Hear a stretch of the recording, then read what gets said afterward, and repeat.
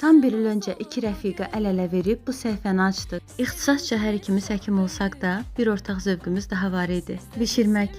Və niyə də biz bu ortaq zövqümüzü bir səhifədə birləşdirməyək dedik. Və bugün artıq Bay Rozman səhifəsinin bir yaşı tamam olur. Və biz də bu münasibətlə ev tikdik. Amma yeməli. Daha gerçəyini tikmək bu yeni ildə siz izləyicilərimizə nəsib olsun. Bizə görə böyük uğur.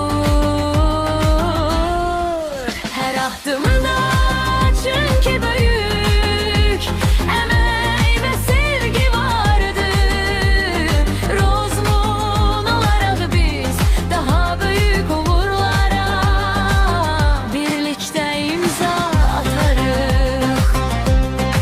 Hər bir dəstək bir qanaddır, ürəyimizə toxunar.